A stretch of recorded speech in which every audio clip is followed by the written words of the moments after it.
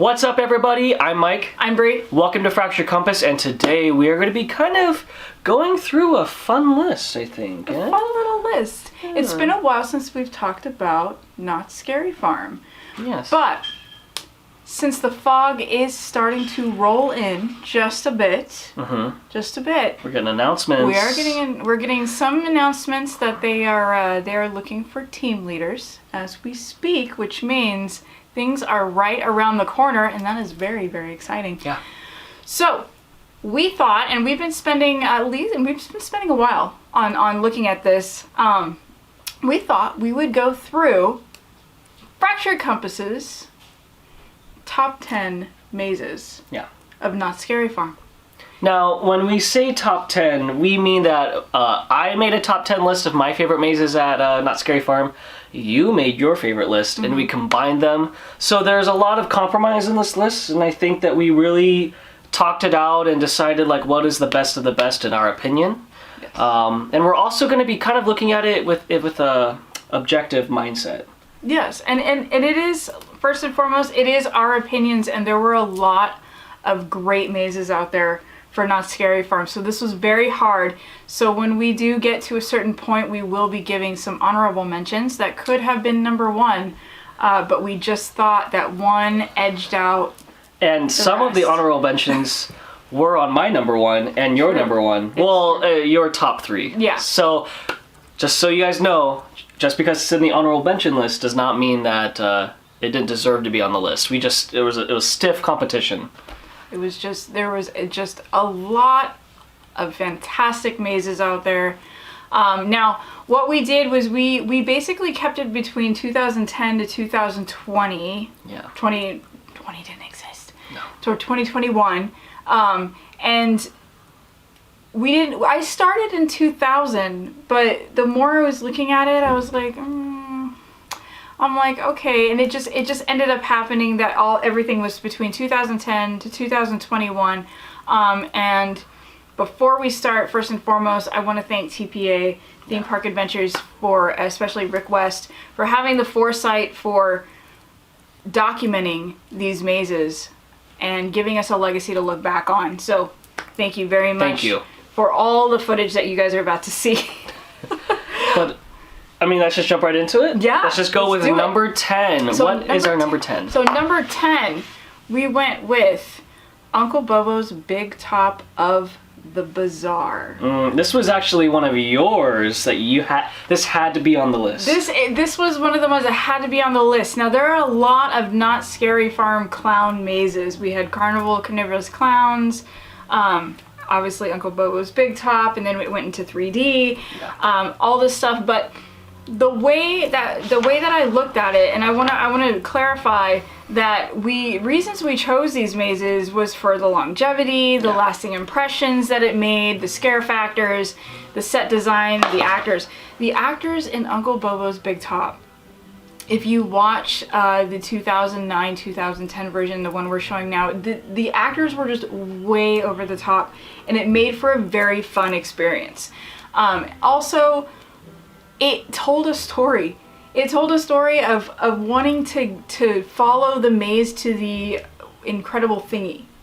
And as you're going through, you're like, okay, I'm going to see the incredible thingy. Like, what's happening? Where is it? And then all of a sudden, the whole maze is basically one giant poop joke. Can I tell you that the only thing that I remember about this maze, because it starts becoming a blur after a while, was I remember clowns throwing up in bathroom stalls. Absolutely. Absolutely. I remember that was imprinted in my mind. I remember like all the animatronics going, yeah. Absolutely. And that's it. Basically was one giant toilet poop joke, but as you were going through it, you were trying to get to this incredible thingy, and when you finally saw it, it was just a big pile of poop with eyes, and it was amazing, and you just kind of laughed at yourself for being so dumb, for like wanting to see this at some point. I mean, curiosity. And it also was a kickback to like,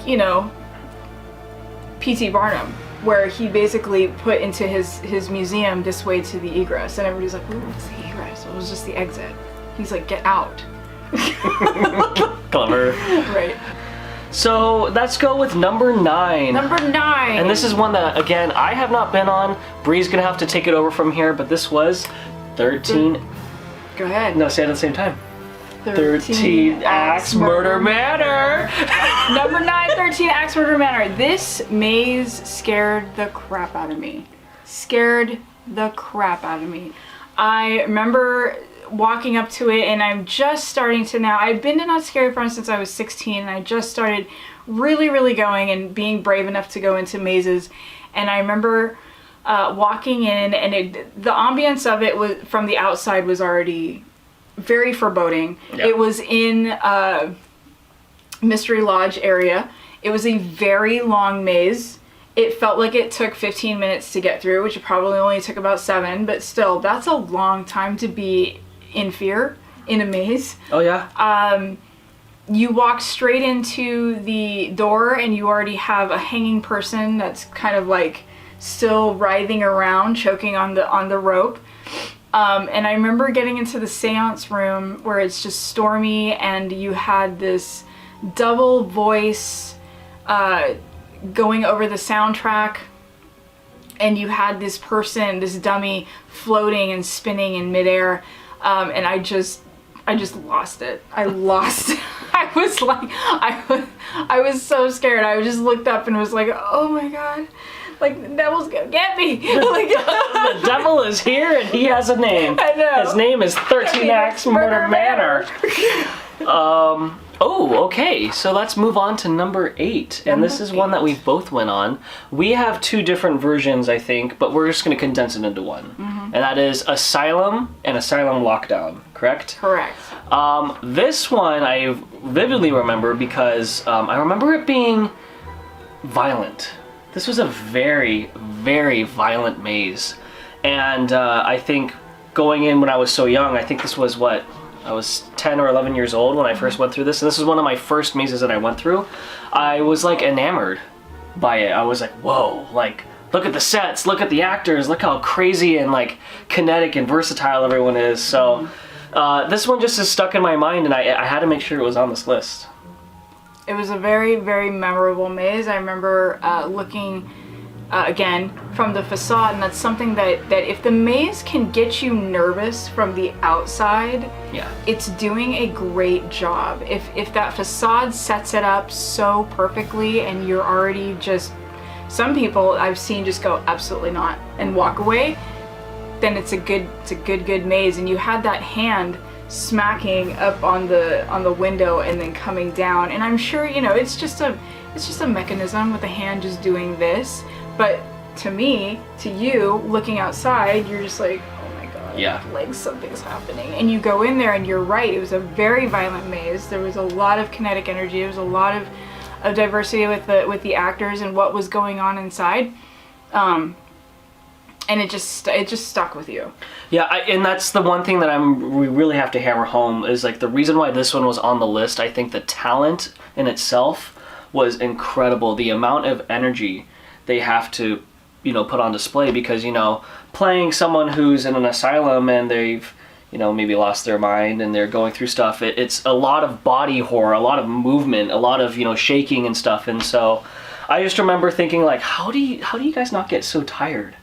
Because I remember we went on that a couple times, and I was like, okay, they're still putting in the same energy. Like, where do you like take a break? And I remember like no one in that maze ever like seemed like they were tired. So good for you guys. Yeah. All right, number 7. What is lucky number 7, Bree? Lucky number 7 is Delirium. Ooh. Now this is one that I think was the most disturbing that comes to mind, because they just had the freedom to do whatever they wanted to do. And if I always bring up Silent Hill whenever I can. This one I think gave me like the disturbing factor of Silent Hill. You know, if you really look at the Silent Hill games, they're not gory at all by any stretch of the imagination. They're more disturbing and twisted, and bodies are like in weird shapes, and just like it's a complete nightmare. And I think that's why I like Delirium so much.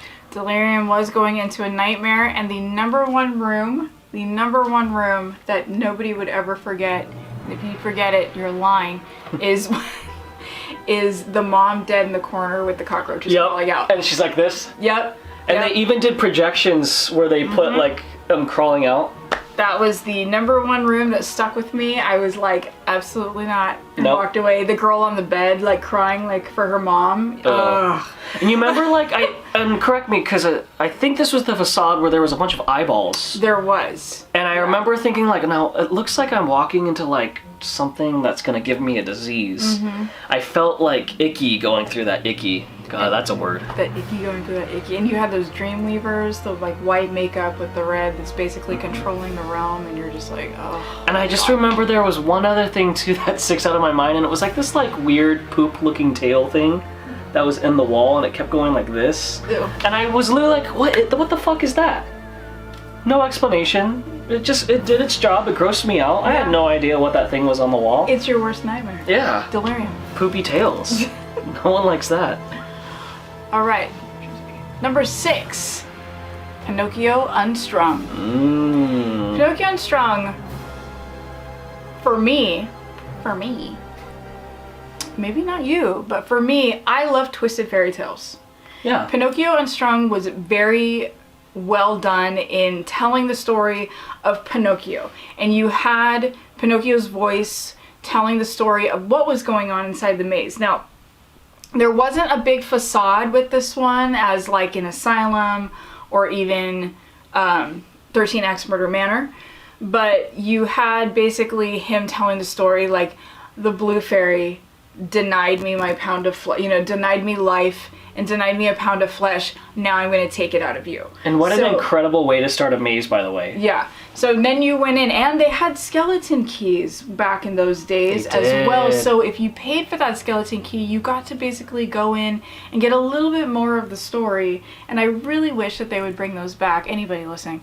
But adding those extra scenes into the mazes and then pushing you out into the maze was really, really cool, and I think would be a great thing to bring back for the 50th.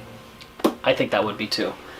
I also just miss collecting skeleton keys. They look so cool hanging on the wall. Yeah, they looked really cool. But Pinocchio, actors were good, the sets were good. Yeah. Going through, you had that, you had the giant Pinocchio at the end, and everyone coming out.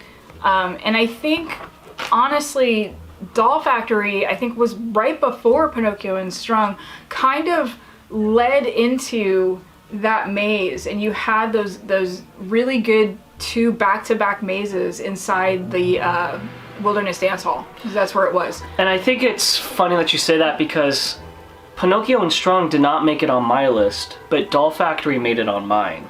And I think for 2 very different reasons. But I think Pinocchio and Strong got so much, what's the word?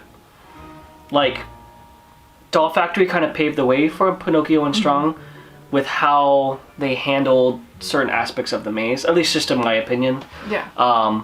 But yeah, no, Pinocchio and Strong I remember always being a really good time. I vividly remember the voiceover in the beginning, and that was, whoever they hired to do the Pinocchio voice was very smart, because he was good. It was a lasting impression. Yeah. All right, moving on. Number 5. We are in our top 5 now. And I know you guys are going to get very surprised, but number 5, Origins. Origins? Origins. Why is Origins at number 5? So a lot of you guys are probably asking why that made it on our list, and... At number 5. Yeah, Brie and I think, are very sentimental people, and we really like lore, and we really like backstory, and we enjoy, Easter eggs and stuff like that, and Origins was just that maze that delivered on all those fronts, and plus I just liked that it tapped into the history of Ghost Town, and so many pieces like connected with that maze. There were so many storylines that were like, okay, it's all coming together, and I really like that. So that is really why I think that Origins is on this list. I mean, of course the sets were great, the actors were great. I really liked seeing the witch up above, like on her, rig. That was really cool. Yeah. Origins. It didn't. I know. I was like, it's easy to be like, well, Origins is number 1. It's the newest. It's the best. thing, but there were other mazes that have a lasting legacy, like a better lasting legacy, that were game changers. Well, and this is also so new. And it's so new that I do think in the long run it is going to become one of those legacy mazes. You're absolutely right. It told an amazing story. You had 3 different people out front, 3 different scare actors and talent out front, kind of setting you up for what you were going inside. And as you went through, you see Sarah Marshall as Sarah Marshall, and then by the end, as you walk through those mirrors, you see her changing. And so the story flow was very, very nice. And one little Easter egg that I learned that I was all like, I did not even get that. When you are down in the maze, you go into like almost like the caverns. When you go into that area, you are underground. You are under Boot Hill. And that green light, when you're standing in line and you see that green light shining through in the background behind Boot Hill, that is supposed to be the underground of where you are. That's why both areas are green. So will that maze be here for a while? I think absolutely yes, it will. I think it's going to push like Paranormal Inc. and everything. It's going to push 7 years probably, being that maze that's going to stand there until they come up with something new. And I don't know what they'll come up with, because like what's better than that maze where it is? Right. But time marches on and we will see, right? So oh, you want to say this one? No, you can say it. Okay. Go ahead. So jumping into number 4, we're starting to heat up here. Jumping into number 4 is Trick or Treat. Trick or Treat, should I say. Now, Bree, I know you really like this maze. Fantastic maze. I like this maze. I think that this maze was too short in my opinion. However, what really sold it was we got quality over quantity. We got some of the most decorated and beautiful sets that I've ever seen in a maze. Ever. Gorgeous maze. Gorgeous maze. Stunning. Quintessential Halloween. You have quintessential characters, including the tricksters, that will always live out a legacy at Not Scary Farm. You have the Green Witch, who is a legend in herself. Yes. From the beginning of time, 1973. And what an iconic opening it is to walk in and you have the stairwell with all the jack-o'-lanterns going up, and it was just that whole maze is such vivid imagery. Like even that room where the chairs are just slowly moving. It was so dark, and I remember thinking like, oh, that's such a cool effect, how they had the light shining and you could see the shadows. Like, I don't know, just no, it was beautiful. It was gorgeous. Talent, very impressive. Even when they did Lights Out, I did not get to go through Lights Out. I did. Did you? Did you find it fantastic, or did you find the original maze? I like the original. I think like if I had gone on Trick or Treat Lights Out first, and then they lit everything up, I'd probably like Lights Out. It was scarier, but you know, the sets were so beautiful, and I prefer it all lit up so I can see everything. I do too. Yeah. So, moving on to number 3, and we're getting into some older ones. And we're in the top 3 too. We're in the top 3. We chose Club Blood. Club Blood. Now you might be asking yourself, now why is Club Blood on the list? Okay, let me tell you something. All right, let me just give you a little hint here. That was such an interesting, fun story, at least in our opinion. I remember thinking like Club Blood, like that's gonna be stupid. Like, what is it, like a club of vampires, like whatever. And I remember walking through, and it was like you were in this alleyway, and then they had like, you were going into the club, and I had like this, you know, the pole dancers and stuff, and it was like kind of fun, and there was like, you know, all this like disco lighting and stuff, and I was like, see, this is gonna be dumb. And the second you get into the club and you go into like the back house, like the back area, and you just see the factory line of all the bodies being like dehydrated of their blood. Dehydrated of their blood, does that make sense? Drained? Drained. Yeah. Why did I say dehydrated? I mean, I guess same thing. But you saw like all these bodies just like being drained, and you had to like go through them, and I remember thinking like, I immediately know what the story is. They didn't have to say anything. I know instantly what's going on. This is like, it was just very disturbing imagery. And then as you're going through and you have like, you know, women giving birth to vampire babies, and they're like hitting the glass, and it was just... It's true, and they used that baby somewhere else. Do you remember? I want to say it was. No, where? It's in the current maze right now. Is it really? It is. Where? Origins. Really? Where? It pops out of the cradle. I don't think I've ever seen it pop out of the cradle. Oh no. Yeah. I mean, hopefully this year. Okay, I've always missed it, but now when I see the cradle. Yeah. There's like a tiny little cradle and it goes whoosh. As like a little, yeah. Okay, anyways. Well, in Club Blood, it was quite scary. It was scary because you were like, what is happening? And it was set up so well because you had the vampire woman like going like, like giving birth. And you're like, what is happening? And then just whoosh, it flies out at you. Ugh. It was disgusting and fantastic, all wrapped into one. Yes. Back in those days, the Blade movies were really popular, Yes. And so you had those scenes in there. You kind of had the club scene.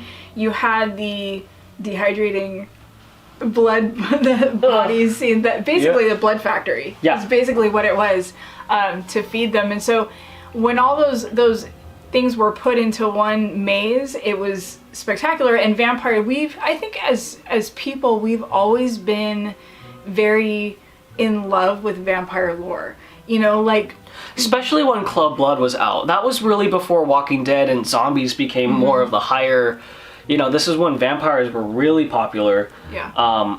And I like that it tapped into how cruel and absolutely just like manic vampires can be. Absolutely. Everything felt so unhinged about that maze. Like you have some vampire mazes, I think like Dominion of the Damned, that, everyone felt so royal and fancy and it was almost like they're above you, they're at another class than you. But Club Blood made you feel like these are people that are on the streets just like you, except they're going to want to drink your blood, and they just were getting at you in a way that they knew they could. Come to this club, it's going to be fun, and then bam, you're dead. Yep. And that's why I think it felt like there was no castle, there was no, grand thing. Nope, it was just like you were an average Joe and the vampires were average Joes. However, they're going to kill you and they're going to do their thing. And it was, I think it brought out the animalistic of that vampire. Yes. Like there's no humanity left. No. It is all about the hunt, it's all about the blood. Yep.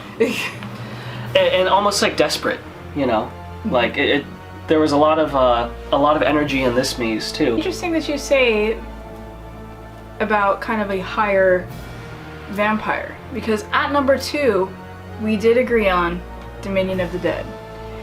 Now, Dominion of the Dead and Lair of the Vampire, which was started in like 1986, again, that vampire movement continued as all the way to Club Blood, but you had the vampires, you had your animalistic vampires in Club Blood, now you had your more sophisticated vampire.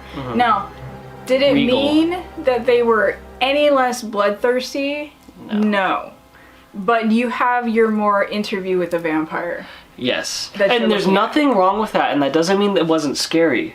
I remember, what sticks out to me about this maze is the music. I remember they were playing, I think it was called The Host of Sephirim or something. They played it at the end of The Mist. And it was like this lady and she was singing like this very sad, sorrowful, like, I'm going to do a horrible impression, but it was like, yaddy. And I remember hearing the music and that was like dreadful with the scenery that you were seeing. But if you listen to that music without the scenery, it's sad. So there was like a weird emotion to this maze, in my opinion. I don't know. It was. No, you're absolutely right, and I think more of being scared from the Club Blood vampires because they're more animalistic, they're more aggressive, they're going at you. In this maze, you're more enthralled, and you're like, are they friendly? Are they not? But I want to stay. Yeah. You're like, and it's this false sense of beauty. Yeah. Because there is beauty in death and the macabre going through it. The macabre. And going through it. So it was just very, very. You're kind of like walked through this maze, looking around, going like, God, this is so beautiful. Yet, deep down inside, you're in trouble. Oh yeah. Yeah. Like in the back of your mind, you're like, I'm in trouble. I'm gonna die. But I can't help myself. I'm lured in. Like, yes. I can't stop putting one foot in front of the other. Now, there was a king and a queen. They switched them though, right? So Yeah, so in Dominion, I believe in Dominion of the Damned, it was the king. Yes. And then they switched it that the queen had taken over. And I believe in Dominion of the Dead, you can still see the king's portrait inside of the maze. So that's pretty cool. I think that, I mean, when we're looking at the long run here, the reason why this is number 2 is because it still sticks out to us so much. And of course, there's reasons why, you know, things stick out to you and it doesn't stick out to others, right? And we get that. Absolutely. But for our number 1, we actually disagreed on what our number 1 was. However, I think this was more on Bree's decision, and I completely understood. Okay. And, well, I don't want to make it sound like... But this is all her. No. It's, well, it wasn't my number 1 until you explained it. Okay. And you explained why it was number 1. And then I was on board with putting on number 1. But before we get to number 1, let's talk about, some honorable mentions. And the reason why she's bringing that up, because one of the honorable mentions was my number 1. So some of our honorable mentions were... Doll Factory. Now, that was the first maze that I had ever been through anywhere. First haunted house. Not Scary Farm was the first event that I went to. We went straight to Doll Factory, and I remember looking at the facade, and there was like this really weird like doll head, and I was like, oh, this is creepy. And I remember being floored by that maze, and I think that is the maze that made me say, we need to do every other maze here. Like, we have to do this. You know, I was actually kind of a chicken, and I was like, fine, I'll go to Not Scary Farm, but I'm not going to do any of the scary stuff. And the first one we did, Doll Factory, boom, was hooked. However, you guys, that's just me being biased because it was, you know, such a good experience for me. That doesn't necessarily mean that I think it was like 100% the greatest maze out there. We have a few other honorable mentions too that we want to bring up. Yours would be Black Magic. Now, again, these mazes could have been our number 1. True. Could have been our number 1. They were really good. Black Magic, I think for me, was something that you had mentioned for Doll Factory for you, but when I went through Black Magic, I am kind of like, I was obsessed with Houdini. Like, I still like watching magic, and I still love watching escape artists, and I would try to learn how to escape from stuff myself. Especially during the pandemic, I was trying to learn how to escape from handcuffs and like straitjackets and everything like that. Can confirm. Yeah. Bree is all about it. I was like, crazy. The people are gonna be like, oh my gosh, she's crazy. I mean, they're like that anyway, but I know. But so when you went through Black Magic, I was like, oh my god, this is amazing. Like, the stunt performers going over, and the water torture room. Yeah. You know, that was ultimately his demise when he got punched in the stomach and he went into the water torture, and it just kind of flowed from there. It was like this whole thing, and I was just like, oh my god, this is like the greatest maze. And then they added the skeleton key room where you did an actual seance, because Houdini was very obsessed with seance and very obsessed with trying to prove that they weren't real. So all those things came into play, and I believe Daniel Miller designed that maze, and whoever else worked with him did their research. Yeah. Forevermore. Forevermore was another honorable mention. Loved the killing scenes. Loved the audio of the Raven. Was it the Raven? There's multiple Edgar Allan Poe. Yeah, it was just basically someone reading Edgar Allan Poe's work. Supposed to being Edgar Allan Poe. The room that made it on this honorable mention, the room that made this maze go on the honorable mention list was that room with the tar. Like the people covered in tar with the black feathers. Yeah. That was gruesome. Fantastic. There was a lot of I want to say eye candy, but like there was a lot, not eye candy. There was a lot of scenes in that maze that just made you look at it like, wow. Oh yeah. Like the writing's basically coming to life. Yeah. Terror of London. And it's funny that, you know, Forevermore and Terror of London, same place, Mystery Lodge. 13 Axe Murder Manor as well. Mystery Lodge. These are all these long mazes that you just wish you weren't in anymore because they're so scary. Yeah. I remember Terror of London, I had zero expectations about this. I was like, why is London scary? I mean, I get it. I understand now why. But that one was very dark, very scary. And you're right, long. It was very long. You went down into the into the sewers of London. Again, in Forevermore, you went into the pendulum, down into the sewers, and it was just long mazes that were very, very scary. And speaking of going back into the sewers, the last honorable mention is again in the same area, and that would be Special Ops Infected. Yeah. Now I had to put that in there. I think it is an amazing maze. I know a lot of people liked it when it was in Camp Snoopy, when it was actual experience. But yeah, I had to put it in because it was an experience like no other. Yeah. At any other theme park. No other theme park. Okay. I know there are other people and other organizations that have done like paintball zombie killings and things like that. But we brought it, Knott's brought it to a theme park and put it inside, and it was a very long maze, and you ended in the sewers. Yeah, it's always a sewer end. I remember the water effects too that were all green and radioactive. That was very, very cool to look at. Yeah. So. What is our number one, Bree? What is our number one? What is, in our opinion, the number one maze of all time at Knott's Scary Farm? Now, this is going to need some explanation, and maybe it doesn't need some explanation. We're going to explain it anyway, though. Totally. And that would be Paranormal Inc. Now, I know, okay, so some people might be groaning and going like, oh, Paranormal Inc., it's been here a long time now. Hold on here. You mean to be telling me that the first year that Paranormal Inc. opened, 2015, you didn't go through it and go, wow, holy shit, what the fuck? Exactly. Okay? We're talking about not strictly, but we're talking about that feeling that you got through when you first went through Paranormal Inc. Very first time. Incredible. The, the world building when you were waiting outside of the asylum and, they were doing like the Ghost Adventures style documentary. That was good setup. You go into a separate room, and here you have this weird machine and one of the hosts from the show talking to you about how they are basically going to try to capture a spirit.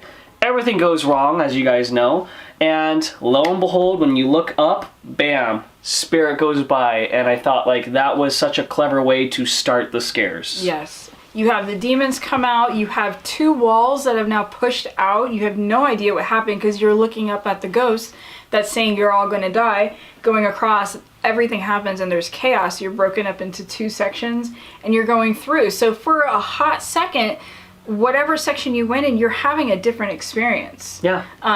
Going through, and then you finally merge into that one final go, and every single room, there was no black walls, there was nothing that was a filler space. Everything drove the story.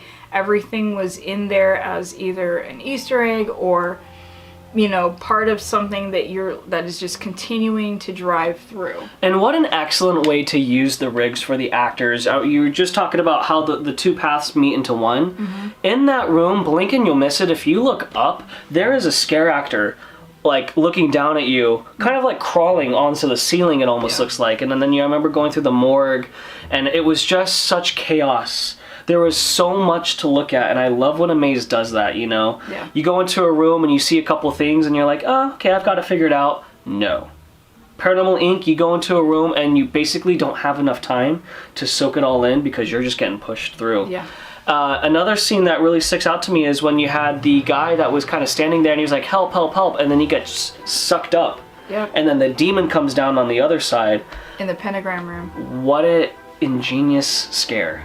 Yeah. How fantastic was that? Everything, and when you really looked at it, you're like, oh, that was the room that Barry was in when he was like, screw this, and like knocked it down, and that's Barry. You're finally seeing Barry, and then everything has gone wrong. You've got the glowing pentagram on the ground, like you had deeper and deeper. The nurses are crying, like the nurses call the shots, like it's this whole thing.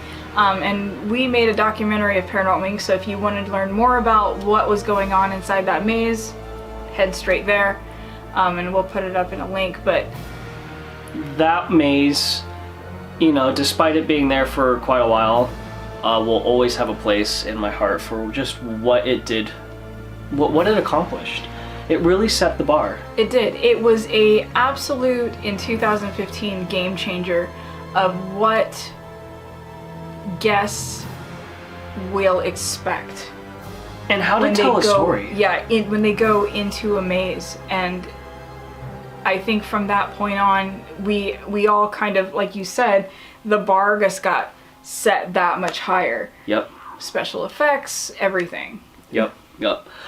So, I mean, Paranormal Inc., there you have it. Let's go down the list again one more time, just so you all know. Number 10 was Uncle Bobo's Big Top of the Bazaar. Number 9. 13 Axe Murder Manor. Asylum was number 8. Number 7, Delirium. 6, Pinocchio and Strong. Number 5, Origins. 4, Trick or Treat. 3, Club Blood. 2, Dominion of the Dead. And number 1, Paranormal Inc. One other quick honorable mention that I just want to say, just as, before we cap off the video, I liked Voodoo. I thought Voodoo was a lot of fun. It was a lot of fun. And I did consider it. I was looking at Voodoo and I was just like, Yeah. Voodoo was like, I really liked, as soon as you got out into the bayou area, it felt so open, but you really did have a path that you were following, but it felt like you could go all kinds of different paths. You could. And then I remember the first year you could choose one or the other until they finally streamlined it. But yeah, it was a great maze. I loved the soundtrack was amazing. Oh, it was wonderful. It was fantastic. So thank you guys so much for watching this video. Now please, we want to know what your guys' top 10 of Knott's Scary Farm only. We're going to do another list of Universal, but we want to know, what are your guys' top 10 mazes at Knott's Scary Farm of all time? Yes. Please let us know. And also let us know in the comments down below what mazes you would like us to elaborate on. So we will take one maze and just kind of expand to see if that maze could still hold up today, or if there's some changes that would need. Alright guys, so thank you so much for watching. Once again, thank you so much to TPA for providing all the footage that we have for all these legacy mazes. Give us a like, subscribe if you want to. Please do. We always love it. Yeah. And always be ready. Because you never know, your compass will take you. Bye guys. Bye.